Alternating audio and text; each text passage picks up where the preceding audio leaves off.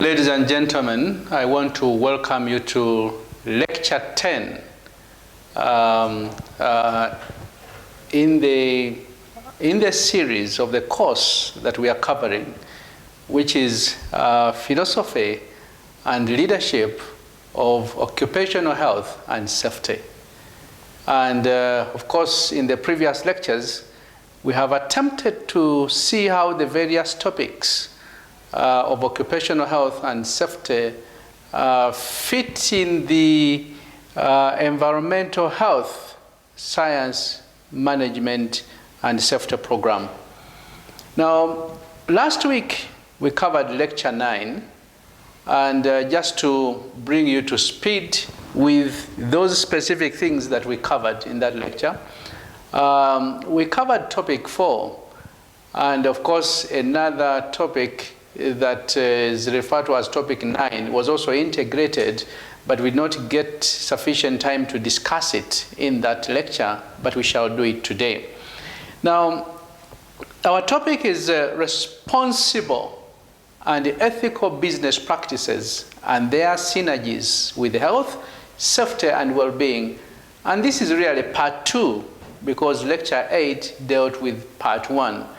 And what we covered in lecture 9 was the introduction. We also covered understanding responsible business practices. We went to the changing role of business in society. We also covered what we call standards, but a little bit. We did not get sufficient time to go into detail. Now today, we want to start with that aspect that we didn't cover, which is standards and instruments for promoting and implementing responsible business practices. And then we shall look at the differing contexts and the different business responsibility and sustainable priorities. And then, of course, we shall look at responsible business practices and relate these responsible business practices to health, safety, and well-being. And possibly thereafter, we shall be able to conclude our course. Ladies and gentlemen, if you recall, I did say, and I think it's important to remind ourselves a number of key concepts that seem to form a bedrock for the discussion of our topic or course, and even a discussion that we are advancing in this lecture. Ladies and gentlemen, the work environment, as I said earlier on, and the nature of work. We are talking about the work environment. The work environment and the nature of work has changed over time. Now, when the work environment and the nature of work change or changes, then there are new things that come to the fore. Issues of productivity, issues of job satisfaction become very important. Issues of health, well-being of employees become so critical and must be examined that way. So those are things that we did go through, and the various responsible business practices that do inform our understanding of environmental health and safety.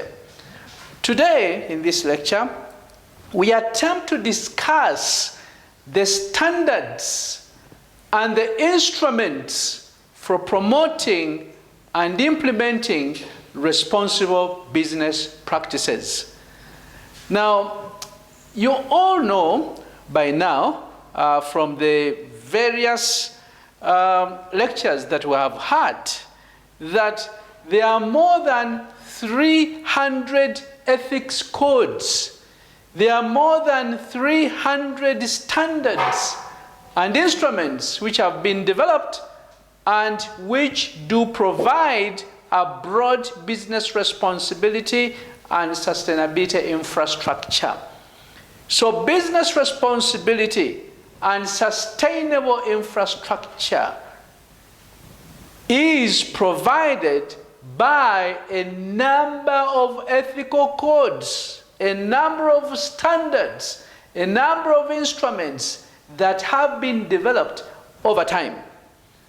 We also know that various organizations have come up with initiatives to try and implement some of these things. But in doing so, organizations face difficulties regarding what should be implemented and how important those aspects are to their businesses. We also know that these standards that I've just talked about, over 300 standards in terms of ethics, in terms of instruments, etc., ethics codes that have come up do help companies to integrate business responsibility and sustainability into their strategy and operations. You know, it is rare for you to find a company that doesn't have a strategy. Most of the businesses go through the strategic planning processes. And that's why you'll find a strategic plan in an organization. You'll find visions, you'll find missions, you'll find corporate goals and strategies laid out in that document that is called a strategic plan. So companies have a 3-year strategic plan, 5-year strategic plan, etc., etc., depending on their long-term thinking. So those codes that I've talked about, those standards and instruments that I've talked about, help businesses to integrate responsibility and sustainable values into their strategy and operations. They help businesses to set out principles for responsible behavior. They help companies in terms of providing procedures that they are going to follow to implement these things. So these now become what we call indicators and measurement methodologies that organizations use to evaluate and report their performance. So that's why you have those reports, interim reports, performance-related reports being produced by companies and discussed in their boardrooms. And of course, discussed by managers in their management meetings. So these standards that we are talking about and instruments have been largely developed in response to the various and often contentious issues of corporate oversight.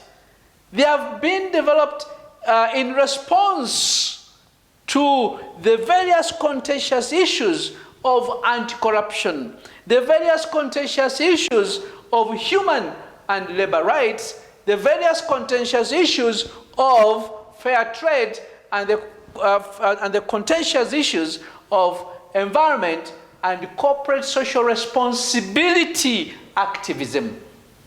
And remember, we talked about sustainability and responsible business in our lecture 9. In our lecture 10, we present these aspects which are very crucial in our understanding of the concept of sustainability and creating a mechanism that companies and organizations must enforce, must implement, and ensure that they achieve results over time. Now, ladies and gentlemen, I want to also say at this material time that research has been conducted over the years and trying to discover the major business responsibility and sustainability standards and instruments which can be used to promote occupational health, safety, and well-being. And what I'm going to do is to give you a summary, not really go into details, but I want to invite you to go to the internet and download journal articles and read what scholars have come up with over time. Now, of course, these things here are found in various documents. And one of the documents is what we call the United Nations Global Impact. So in that document, you will find that component that is referred to as a business practice and sustainable standards for health, safety, and well-being. And the Global Compact is the world's largest global corporate sustainability initiative with over 8,000 companies and 4,000 non-business participants based in over 160 countries. And this was developed by the United Nations in 2000.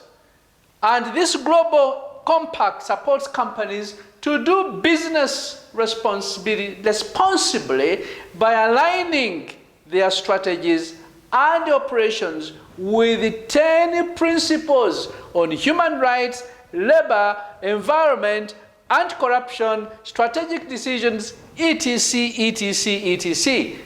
So that is one of the documents where you'll find that information. The other document is what we refer to as the OECD guidelines for multinational enterprises. And I will not really go into details, but this was developed in 1976 and updated in 2011. And of course, it spells out those particular standards. The other one is a document on social accountability 8000, SA 8000. And again, you'll find information there. The other one is IFC, International Finance Corporation Performance Standards. Of course, the other one is the FLO, the Fair Trade Labeling Organization. The other one is the Global Reporting Initiative, GRI. By the way, I want to invite you to go to the internet and go to the site, the website of GRI, and study the information that is available there. It's fantastic. I've been there, I have read, and they come up with reporting standards on issues of sustainability. And they deal with the issues of the environment, issues of the ecosystem, issues of the earth, and these things must be incorporated in the various activities of organizations and countries, right from the leadership of an organization to the shop floor, where you have individuals who implement and do a number of things. So you can also look at a document, ISO 26000, and you'll find information there. And of course, there are others, FTSE Good Index, all that information is presented there. So I'll not really go into details of these things, but I just wanted to let you know, ladies and gentlemen, that the standards and instruments for promoting and implementing responsible business practices is available and can be found in the documents that I have just given you. Allow me now to transit and go to another aspect under this lecture 9, which I call different contexts, different business responsibility and sustainability priorities. Now, again, if you look at your course outline, this is presented as a standalone topic 9, but certainly we have managed to integrate it in topic 4, and we are covering it in lecture 10.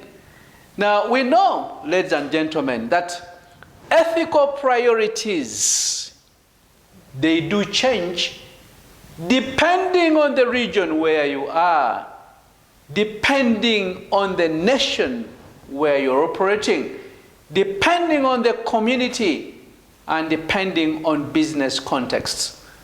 So the ethical priorities, as we saw earlier on in our lecture 1, because we did discuss issues of ethics and environmental health and safety and it helped us contextualize this aspect of safety, health, and well-being.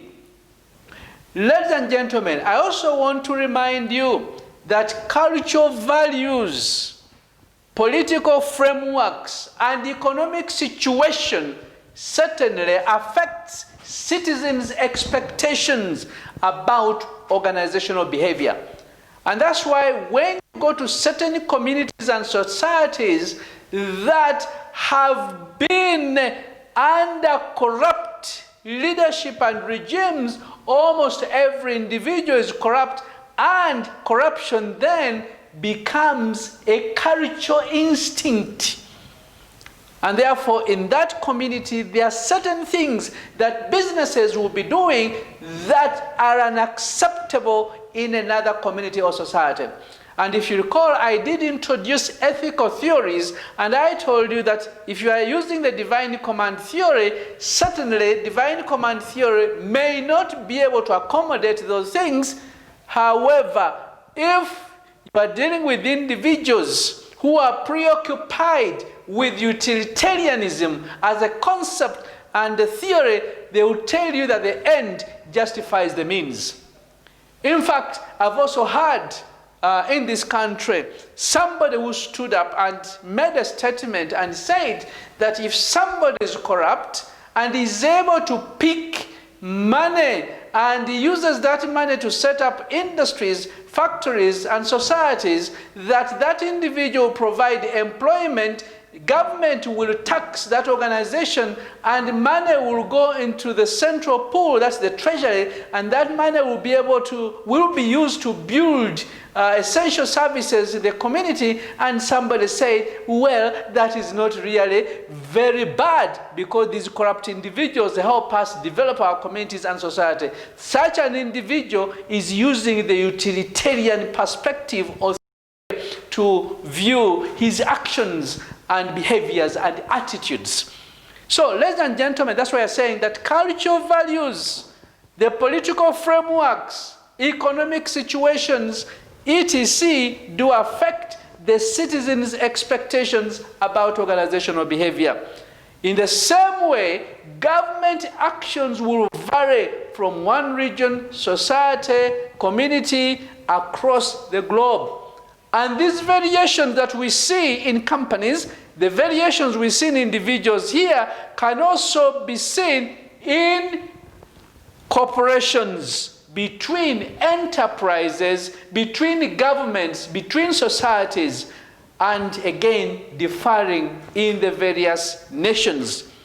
Therefore, it's important for us to understand this concept and be able to put into context what we call business responsibility and sustainable priorities.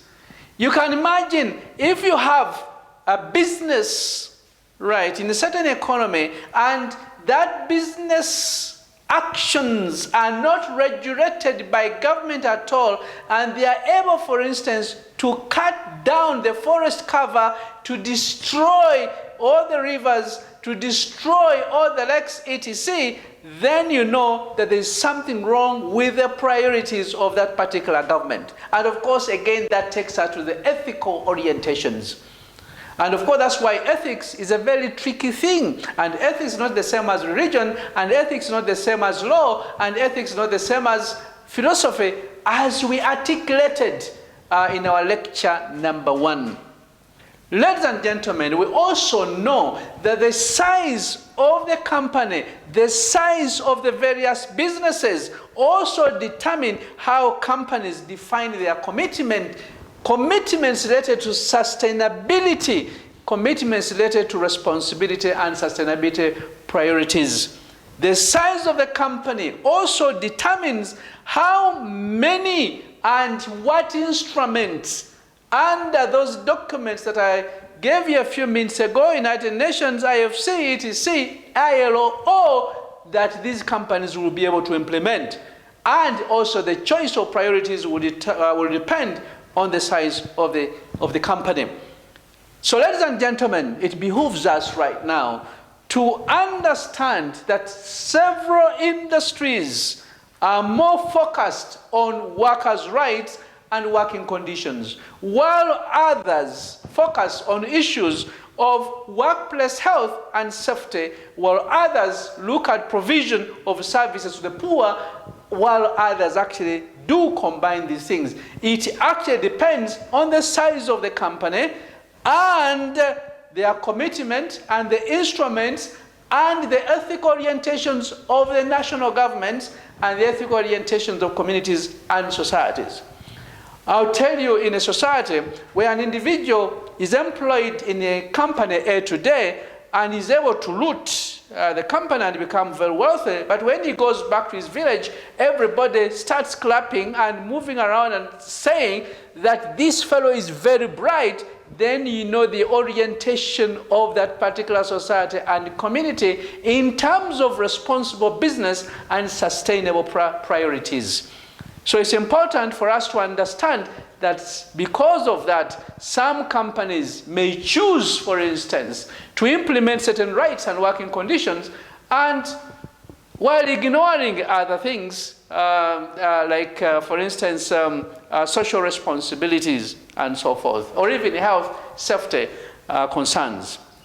So, as you can see here, ladies and gentlemen, our job is very simple. As scholars in this area of environmental health, safety and well-being, to try and understand what is important and undertake research so that our research informs policy at the end of the day. Right, since we are dealing with the different contexts, right, and we are dealing with the different business responsibility and sustainable priorities, allow me to briefly talk about CSR and national differences. If you recall, in our lecture 9, I did briefly talk about corporate social responsibilities and those key aspects which I gave you, and there are only 5, if you recall.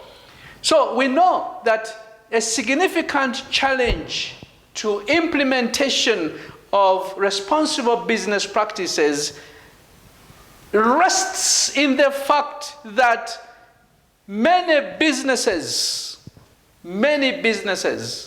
have different priorities altogether.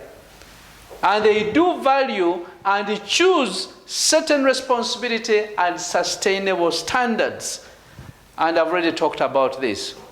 We also know that most research and public initiatives on business responsibility and sustainable come mainly from Europe and America.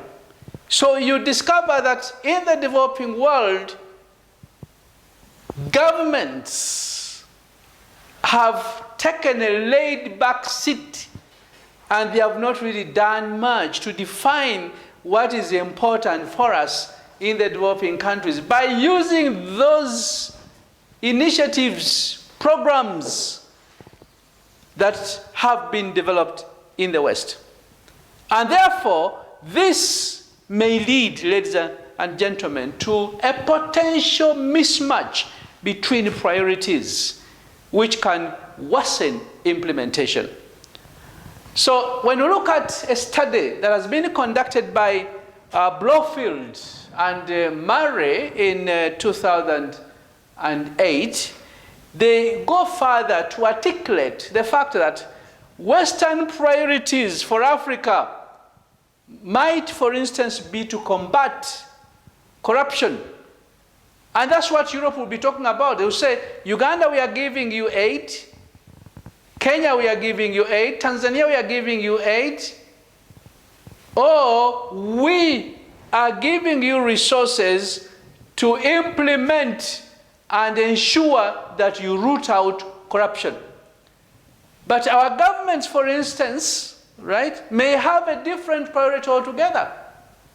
Whereas the priorities of the developed world could be to combat corruption, to improve governance and transparency, to improve infrastructure, our local priorities might be to improve the terms of trade, for instance, They may rest in the fact that we want to create good jobs. They may rest in the fact that we want that transfer of technology so that we are able to produce goods and services that are of value. So we are interested in the value addition, but not to continually produce and export commodities. So I think you can see here that priorities may actually differ, and that is a significant finding that Blofield and Murray 2008 discovered around that time.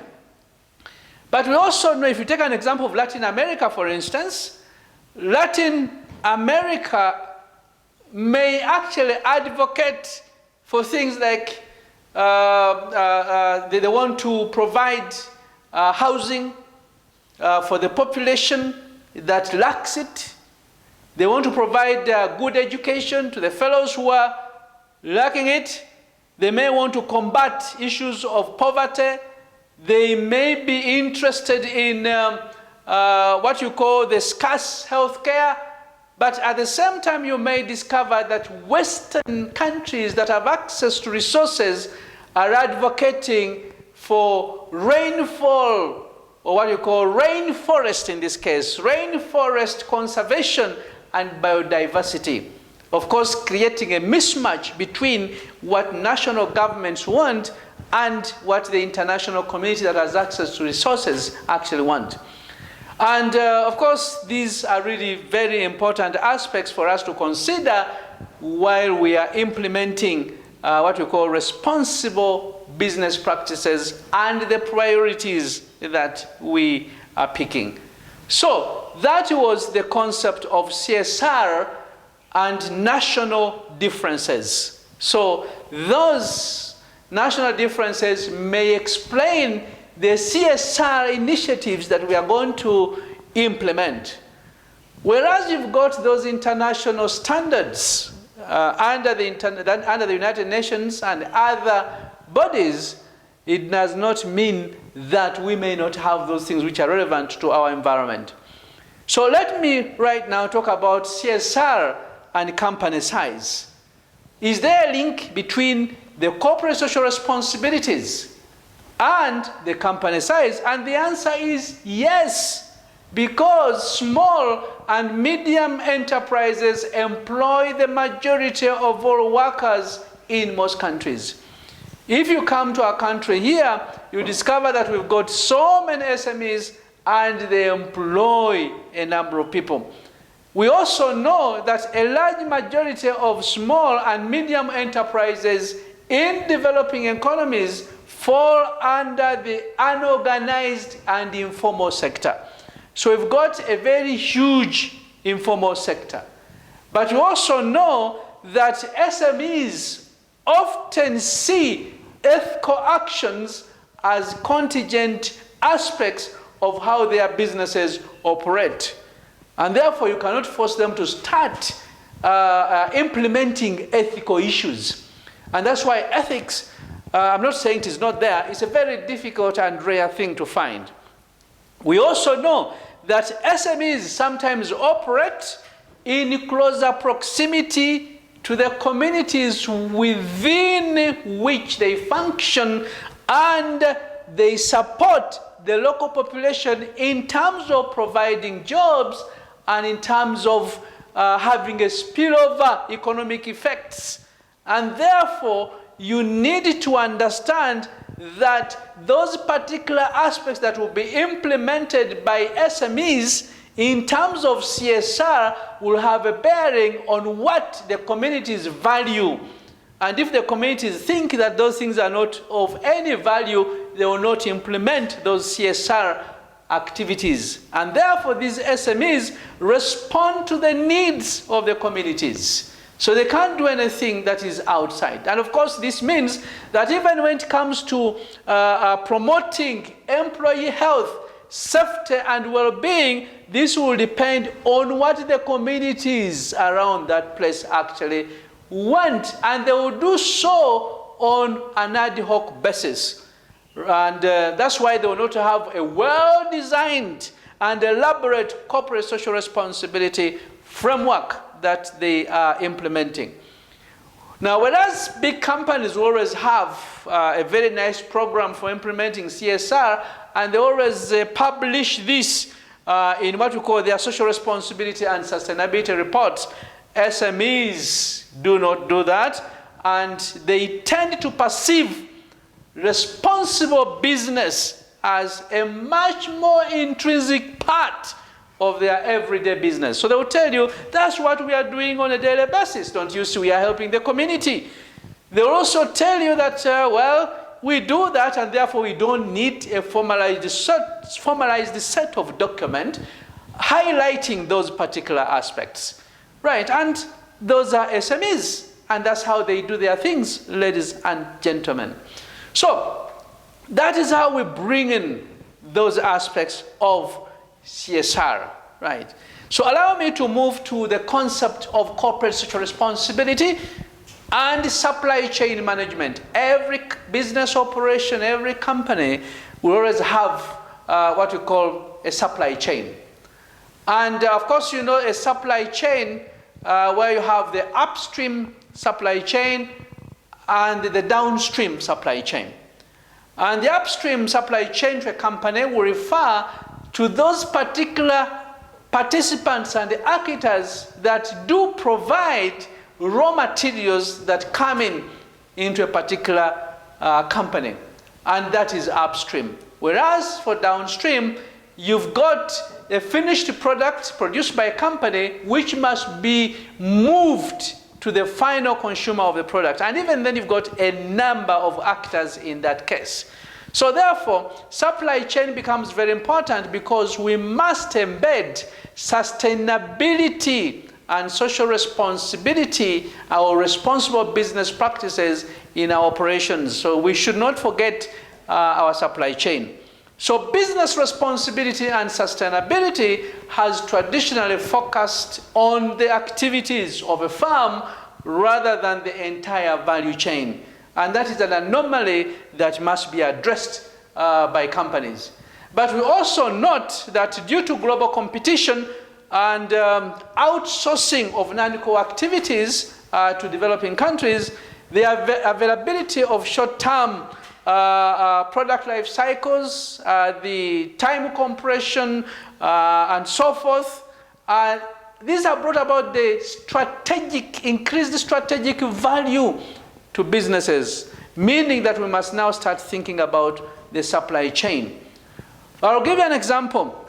For instance, 2011, a document which was published by the European Commission, they refined the definition of corporate social responsibility to extend business responsibility to supply chains, meaning that they actually saw a need to start thinking and, of course, to rethink the previous business models that did exclude supply chains.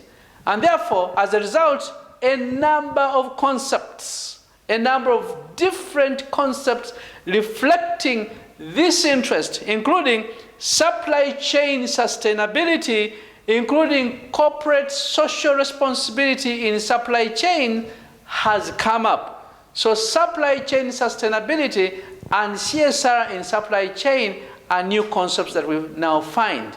And therefore now firms use corporate codes of conduct to try and systematically bring business responsibility and sustainability efforts in the supply chains.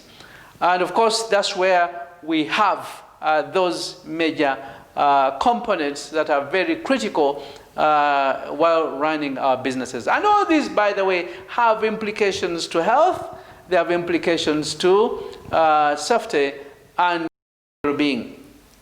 Ladies and gentlemen, allow me to move to responsible business practices and attempt to link these responsible business practices to health, safety, and well-being. Because at the end of the day, our concern is health, is safety, and well-being. We are dealing with occupational health and safety. So we know that one of the major social concerns include what we call the welfare of the key stakeholders in business, that is both external and internal. And there is no question about that. The business concerns, the major social concerns of businesses bring to the fore this aspect of the welfare of the key stakeholders in business. And these are many. They can be termed external or internal. Now, the primary internal stakeholders of an organization include management, they include employees. Now, this internal dimension of business responsibility, ladies and gentlemen, including sustainability, has what we call socially responsible practices which relate to the employees. And if they relate to the employees, then they relate to health, they relate to safety, and they relate to well-being as well. And these elements, right, they do provide the environment for lifelong learning of the employees. These elements, they do provide a better information flow in the organization between, for instance, the shareholders, between management, between the board, and the employees of the organization. And for some of you who have bothered to study the stakeholder theory and the agency theory, you do understand the aspects that I'm talking about. Now, for you, if you haven't, and you are listening to me in this lecture, I want to invite you to read the stakeholder theory by Freeman and the agency theory, ladies and gentlemen.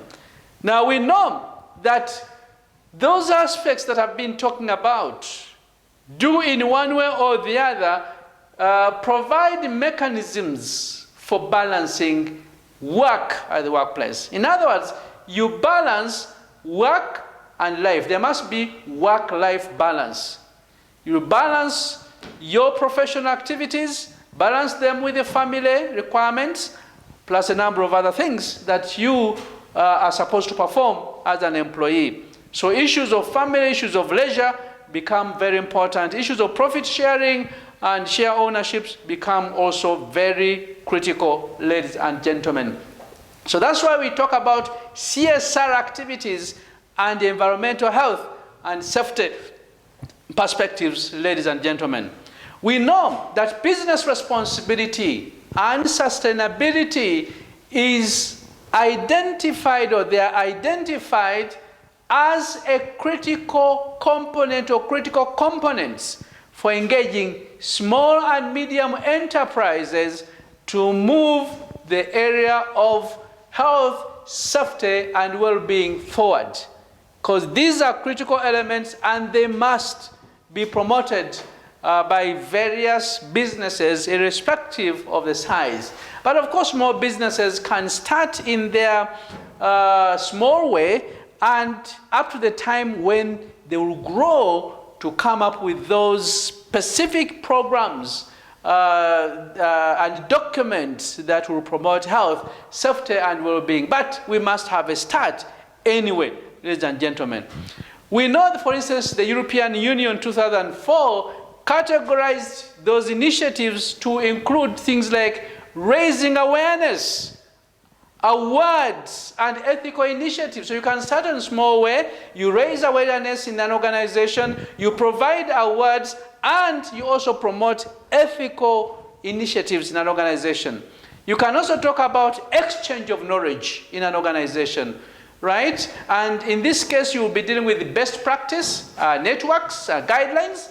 You can talk about standardization and certification. You can actually go to reporting, that is reporting to the external stakeholders, and communication. You can look at issues of innovative partnerships, partnering with the NGOs, public and private sector, of course in form of collective agreements. You can also look at ethical trade initiatives in terms of fair trade, financial sector involvement, etc., etc. Actually, the list is quite long, ladies and gentlemen. So, as one of the scholars called Ripper and Herrero, 2012, carried out a comprehensive thematic analysis of more than 30 business responsibility and sustainability instruments, and identified those key issues that can be implemented by businesses. Again, what I'm going to do is to give you a list of those things. Of course, one of them relates to employment conditions. Another one relates to organizational development and culture, organizational culture and development.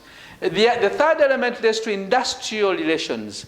Another one relates to occupational health and safety issues. Another one deals with the diversity and non-discrimination. And another issue deals with human rights. And you find all this information in the WHO document, in the United Nations document, name it, the International Labour Organization document, etc. And that was Ripper and Herrero 2012. Ladies and gentlemen, I want to again thank you, because being attentive in a lecture of this nature is not really very easy. But I'm coming to the end or the close of the lecture. Therefore, allow me to conclude, ladies and gentlemen. In conclusion, we can say that in order to organize worldwide business responsibility and sustainability these days is an inspiring, challenging, and strategically important development. Therefore, we must start thinking about business responsibility and sustainability initiatives. But those initiatives are inspiring, certainly, but challenging too, and strategically important developments. We also note from the discussions we have had, ladies and gentlemen, that despite the broad coverage of health, safety, and well-being issues articulated in the various documents, International Labour Organization documents, articulated in United Nations SDG reports, articulated in the World Health Organization report, we discover that business responsibility and sustainability instruments and their inclusion in individual instruments varies considerably from one nation to another nation, one company, another company, and that is the order of the day. We have also seen, ladies and gentlemen, that several health, safety, and well-being factors are not considered within basic labor themes, but their coverage in business and responsibility standards and instruments have been found lacking. And therefore, we need to do some bit of research so that we understand the terrain very well, and then advise companies on what they should do in terms of implementing business responsibility and sustainability-inspired approaches. Ladies and gentlemen, in this lecture, we have also discussed a number of things that relate to the International Labour Organization core labor conventions, providing for full range and respect of freedom as an important attribute, which brings about collective bargaining, non-discrimination in pay and employment, and of course, prevention of forced labor and child labor. All these things have been discussed in the previous lectures, and but more specifically, lecture 9, and I'm just summarizing the concept here in lecture 10. Now, ladies and gentlemen, we have discussed and agreed that responsibility should therefore be understood in terms of shared responsibility. It is not an activity that will be performed by a company without the support of other organizations and national states. So that's why government must take up the initiative to ensure that businesses do comply. Now, ladies and gentlemen, in the next lecture, we shall be able to discuss the potential of human rights-based approach to the promotion of health, safety, and well-being as business responsibility and sustainability initiatives also have a very strong human rights dimension. But this is even something that we covered in lecture 8. I wish you could refer to our lecture 8. So lecture 8 again somehow feeds into lecture 9 and feeds into lecture 10. Ladies and gentlemen, I want to thank you very much for attending this lecture. I want to thank you for being attentive. And again, I want to thank you for your ability to endure this lecture. I know it has been a little bit long, but I know that you picked something and you'll be able to go back and download journal articles and read textbooks. And I expect you to participate in, again, our discussions that we shall have next Saturday, and these will be Zoom discussions. I want to say, ladies and gentlemen, thank you very much. Stay well, stay safe, and I wish you a very nice time. Let's meet next week for our next lectures. Thank you very much, and bye.